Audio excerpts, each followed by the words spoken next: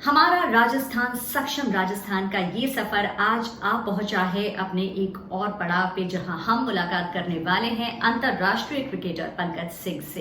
पंकज सिंह जो कि राजस्थान की रणजी टीम में कप्तानी कर चुके हैं, 400 विकेट लेकर राजस्थान के पहले गेंदबाज होने का रिकॉर्ड बना चुके हैं और साथ ही साथ भारतीय क्रिकेट टीम में अपनी जगह भी बना चुके हैं। पंकज सिंह जी, आपका बहुत बहुत स्वागत है हमारा राजस्थान सक्षम राजस्थान के आज के इस लाइव सेशन में। सबसे पहला सवाल आपसे, क्रिकेट आपका फेवरेट स्पोर्ट है, ये तो हम सबको पता है, आप इतना कुछ कर चुके हैं क्रिकेट में, लेकिन क्या क्रिकेटर पंकज सिंह का रुझान कुछ और खेलों की तरफ भी रह चुका है?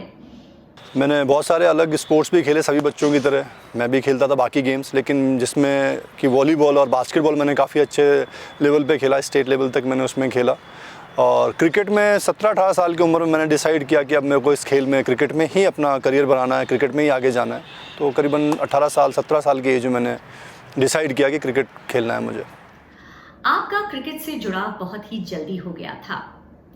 आपके सफर में आपके फैंस आप ही की जुबानी जानना चाहेंगे कि किस तरह से ये सफर शुरू हुआ, कैसे कैसे आगे बढ़ा और कहां तक पहुंचा। मैं एक छोटी सी जगह अमेठी से बिलोंग करता हूँ, अमेठी में रहता था, अमेठी में ही काफ़ी हद तक पढ़ाई की। और कह सकते हैं कि जैसे कहते हैं डेस्टिनी कई बार कई चीज़ें आपको देती भी है।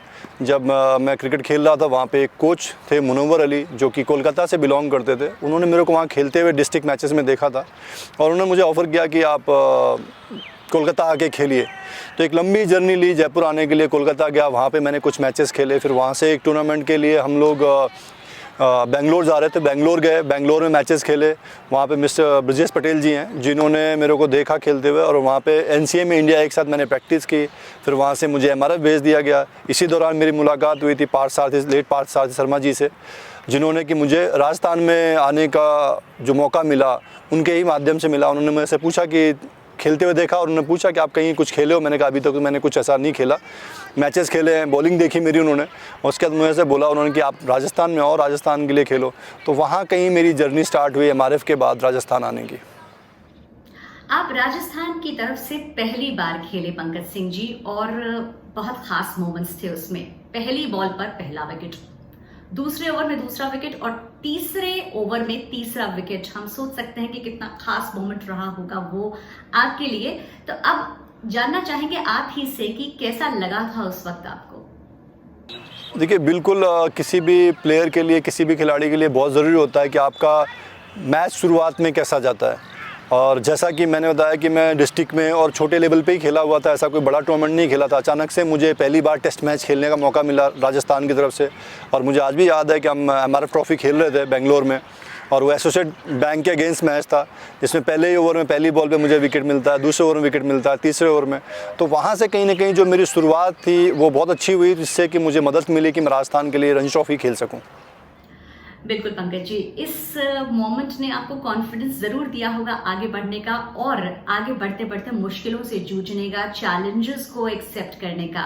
एक स्पोर्ट्स पर्सन की लाइफ में बहुत सारे चैलेंजेस होते हैं, बहुत सारी चीजें ऐसी आती हैं जिनसे जूझते हुए उसे आगे बढ़ना पड़ता है, अपना कॉन्फिडेंस बनाते हुए। आपसे जानना चाहेंगे कि हमारे वो वाले फॉलोअर्स जो आपके फैन हैं और जो कहीं ना कहीं सोच रहे हैं स्पोर्ट्स से जुड़ने की, कि एक स्पोर्ट्समैन इन चैलेंजेस को एक्सेप्ट कैसे करे? देखिए, मैं समझता हूँ कि स्पोर्ट्स पर्सन एक ऐसा है जो कि आप किसी भी क्षेत्र में चैलेंजेस आते हैं, पर स्पोर्ट्स में लगातार आपको हर एक साल, हर एक इवन कह सकते हो कि हर 10-15 दिन या एक महीने जब भी आप कंपटीशन में जाते हैं तो आप पूरी मेहनत करके जाते हो, पर कंपटीशन में रिजल्ट्स क्या आएंगे आपको पता नहीं होता। कई बार आप बहुत अच्छा तैयारी करके जाते हैं, बट दूसरे आपसे अच्छी तैयारी करके आते हैं और आप उनसे नहीं जीत पाते हैं। तो जो कह सकते हैं ना, फेलियर को एक्सेप्ट करने की जो कैपेबिलिटी या जो फेलियर्स से लड़ने की जो क्षमता आई थिंक स्पोर्ट्स पर्सन में होती है, शायद किसी में नहीं होती है। साथ में हम जीतने को भी सहजता से लेना सीखते हैं, क्योंकि लगातार आप हर साल में 2 बार 3 बार बड़े टूर्नामेंट्स जीतते हैं या बड़े कॉम्पिटिशन में जाते हैं, तो जीत और हार दोनों को हम लगातार देखते हैं। तो एक तरह से आप उसके अभ्यस्त भी होते हैं, उनको जीत को डाइजेस्ट करना और हार के साथ सीखना, ये दोनों चीज़ मुझे लगता है स्पोर्ट्स पर्सन को बहुत अच्छे से मिल जाती है, समझ में आ जाती है, क्योंकि लगातार आप इस तरह कॉम्पिटिटिव तरह का खेल खेल रहे होते हैं। तो मुझे लगता है कि ज़िंदगी में जो कठिनाइयों की हम बात करते हैं, स्पोर्ट्स पर्सन में मेरी बात करें, या मेरे लिए कठिनाई ये थी कि मैं बहुत छोटी सी जगह से स्टार्ट किया, जहाँ पे कोई डिस्ट्रिक्ट में कह सकते हैं कि टर्फ विकेट ही नहीं है 4-5 जगहों पे, और वहाँ से आप निकलते हो और आप स्टेट के लिए खेलते हो, तो बहुत मुश्किल था कि कोई रास्ता नहीं पता था कि सिलेक्शंस कैसे होंगे। जब मैं राजस्थान आया था तब तक ये पता ही नहीं था कि आप दूसरी स्टेट में खेलने आए हो। मुझे लग रहा था कि आप इंडिया में खेल रहे हो तो कहीं भी खेलो, बात एक ही है।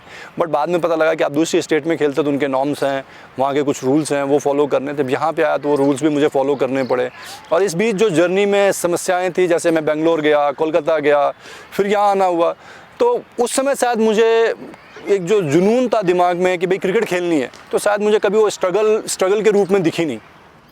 बिल्कुल पंकज जी, तो शायद वो जुनून ही होता है जो आगे बढ़ने का हौसला लगातार देता रहता है। एक और सवाल आपसे, आप एक अचीवर रहे हैं, एज अ कैप्टन आपने बहुत कुछ अचीव किया है, लेकिन आपसे जानना चाहेंगे कि आपके अचीवमेंट्स क्या रहे हैं और ये अचीवमेंट्स कहाँ तक और जाएंगे, आप क्या क्या और अचीव करना चाहते हैं लाइफ में? देखिए, एज ए कैप्टन मैं बात करूँ, राजस्थान को मैंने लगभग 4 साल कैप्टनशिप की, और जब मुझे टीम मिली थी उस समय सबसे बड़ी समस्या थी राजस्थान की कि राजस्थान और बीसीसीआई में बहुत बड़ा कॉन्फ्लिक्ट चल रहा था, और वही वो समय था जब राजस्थान को बैन किया गया था, और कई सारे बड़े प्लेयर्स राजस्थान छोड़ दिए, जिसमें से सारे प्रोफेशनल चले गए थे आपके, इवन आपके जैसे रॉबिन बेस्ट उस समय वो भी हिमाचल चले गए थे। तो सबसे बड़ा चैलेंज था कि टीम को इकट्ठा कैसे किया जाए। जो स्थितियाँ हैं उसमें कई चीज़ें हुई जिसमें हमें कोर्ट में भी जाना पड़ा, तो टीम को साथ खड़ा करना, प्लेयरों को साथ रखना, और जो भी रिक्वायरमेंट थी, चाहे वो मीडिया से बात करनी हो या कोर्ट में एप्लीकेशंस लगानी हो। और जब हम खेल की बात करते हैं, ग्राउंड पे आपकी टीम पूरी नहीं थी और आप एलीट ग्रुप में खेल रहे, तो एलीट ग्रुप में बने रहना एक बड़ा चैलेंज था हम लोगों के लिए। वो 4 साल हम लोगों ने हर बार, पहली साल हम लगभग चौथे या 5वें तीसरे नंबर पे अपने पूल में ख़त्म किया हमने, और T20 पे हम लोग लगभग 2 बार 3 बार क्वालिफाई किए, सेकंड और थर्ड ख़त्म किया, जो कि बहुत मुश्किल चैलेंजिंग समय था जब आपकी टीम बैन हो, टीम का एक सिस्टम नहीं हो और आप उस टीम को रन कर रहे हो जिसमें कि सारे बड़े प्लेयर निकल गए हों, और उस टीम को खड़ा करना आई थिंक काफ़ी मुश्किल काम था। और उस समय ही हमारे यहाँ नाथू सिंह का आना हुआ, उसी समय नागरकोटी टीम में आपके आते हैं जो कि आज इंडियन टीम में हैं, उसी समय खलील का टीम में आना होता है जो मेरे कैप्टनशिप के अंदर ही इन सब प्लेयरों ने अपना करियर स्टार्ट किया। तो बहुत सारे खिलाड़ी थे जो यंगस्टर थे, उनको लेके साथ चलना, उनको खड़ा करना एक बड़ा टास्क था, तो वो मैं समझता हूँ मेरे लिए बड़ा अचीवमेंट रहा। बिल्कुल, ये शायद आगे बढ़ने का जुनून था जो आपको आपके रास्तों पे आगे लेकर चलता गया, और आज आप उस जगह आ गए हैं कि आप एस्पायरिंग क्रिकेटर्स को ट्रेन कर रहे हैं। हम बात कर रहे हैं उस एकेडमी की जो आप जिसके फाउंडर हैं, यानी क्रिकेट एक्सेलेंस सेंटर के फाउंडर जो कि आप हैं। तो अब आपसे जानना चाहेंगे इसके बारे में कुछ कि एस्पायरिंग क्रिकेटर्स के लिए इस एकेडमी को शुरू करने का क्या एम था, क्या सोच थी आपकी, इसके बारे में हमें कुछ बताएं। देखिए, मैंने कई बार, जैसे मैंने कहा, कई बार कई चीज़ें आपके डेस्टिनी और आप डिसाइड नहीं करते हो, चीज़ें आपके सामने आती हैं। और मैंने जैसे कहा, स्पोर्ट्स पर्सन का काम होता है कि आप कैसी भी परिस्थितियाँ हों उसमें आप अपना बेहतर कैसे कर सकते हैं। जब ये एक्सीलेंस सेंटर की बात हम जब करते हैं, जब ये अपॉर्चुनिटी मेरे सामने आई तो एक जिम्मेदारी के रूप में आई थी। मुझे स्पोर्ट्स मिनिस्टर हमारे खीमसर जी थे और मोंती जी थे, उन लोगों ने एक ऑफ़र किया कि भाई हमारी एकेडमी है जो कि सही से संचालित नहीं हो रही है, तो उसको आप लेके उसको एक अच्छा रूप दीजिए और स्टेट की बेस्ट एकेडमी बनाइए। तो एक तरह से मेरे लिए ये एक चैलेंज भी था।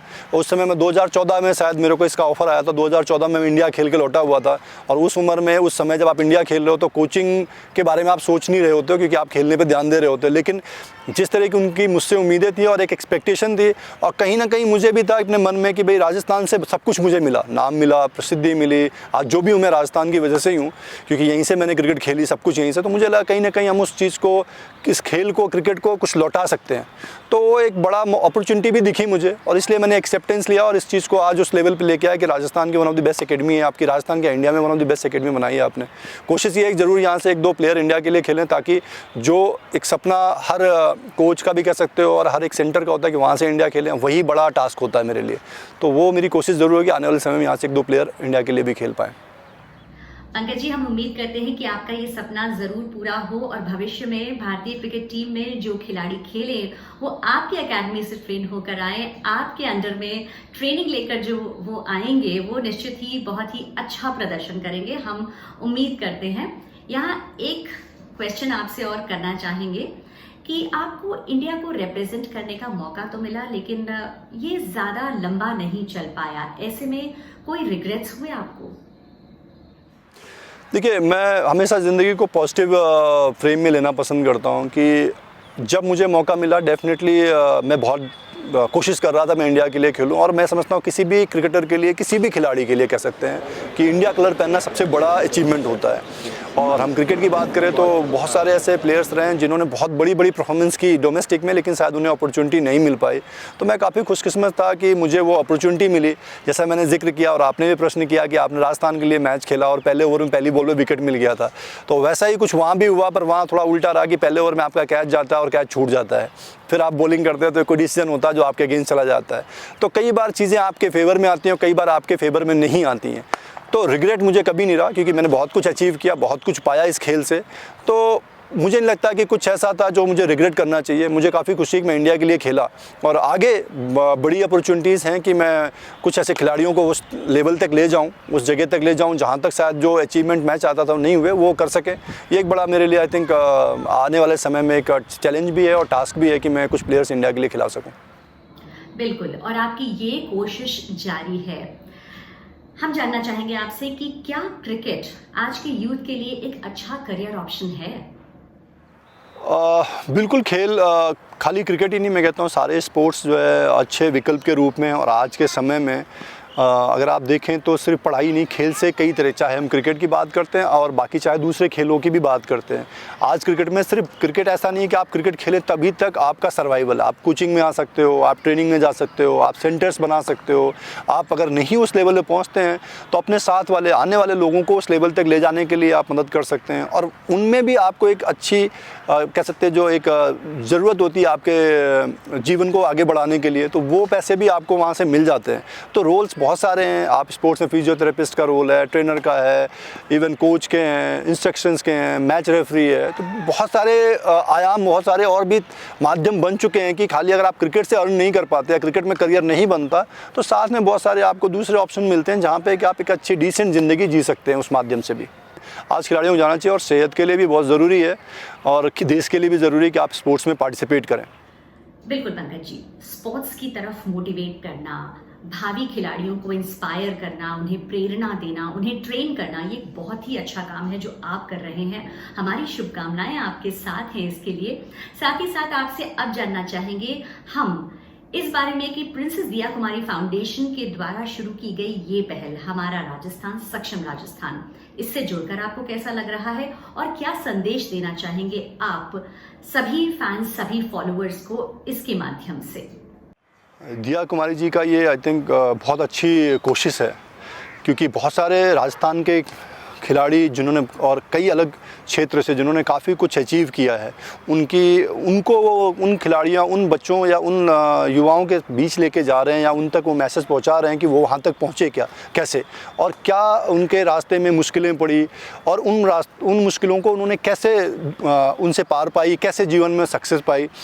और ऐसी जो कह सकते हैं, मैं कहता हूँ जानकारी कह लीजिए इसको, या ऐसा इंटरेक्शन नए बच्चों के साथ, जैसे मैं जब खेलता था, जब मैं छोटा था, तो मुझे अच्छी तरह याद है कि मेरे स्कूल में मनोज प्रभाकर जी और कपिल देव आए हुए थे, तो उनसे मेरे को कहीं ना कहीं इंस्पायरेशन मिली कि मैं भी आगे स्पोर्ट्स में जाऊं।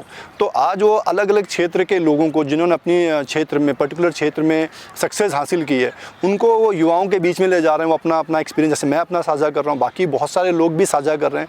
तो मैं समझता हूँ दिया कुमारी जी का ये प्रयास बहुत बेहतर, बहुत ही बढ़िया है, क्योंकि लोगों को या बच्चों को अभी उनको रास्ता नहीं पता होता है कि वहाँ पहुँचेंगे कैसे। जब ऐसे लोगों से वो सुनते हैं या जानते हैं, तो कहीं ना कहीं उनकी भी समस्याएं समाधान करने का उनको रास्ता मिल जाता है। जो सबसे ज़्यादा ज़रूरी होता है किसी भी खिलाड़ी को या किसी भी युवा को मार्गदर्शन देना, क्योंकि अगर उनको आप सही रास्ता दिखाते हैं तो सब मंजिल तो मिलनी ही है। तो रास्ता दिखाने का दिया कुमारी जो एक प्रयास कर रही हैं, बहुत ही बढ़िया मेरे को लगता है प्रयास था। जब मुझे पता लगा तो मैं भी बहुत खुशी से इसमें शामिल होना चाहा, और मैं प्रयास हमेशा करूँगा कुछ ना कुछ इसमें मैं अपना और भी कंट्रीब्यूट कर सकूँ। पंकज जी, आपका बहुत बहुत धन्यवाद कि आपने अपना ये कीमती वक्त हमें दिया, जो जानकारियां हमें दी, जो इंस्पिरेशन, जो मोटिवेशन हमें आज आपसे बात करके मिला है। मुझे लगता है कि हमारे जो फॉलोअर्स हैं, आपके जो फैंस हैं, उन सब के लिए एक बहुत ही ज़रूरी, एक बहुत ही इम्पोर्टेंट सेशन रहा होगा ये। और हमारी शुभकामनाएं आपके साथ हैं कि आप इसी तरह देश के भावी खिलाड़ियों को तैयार करते रहें। आपका बहुत बहुत धन्यवाद।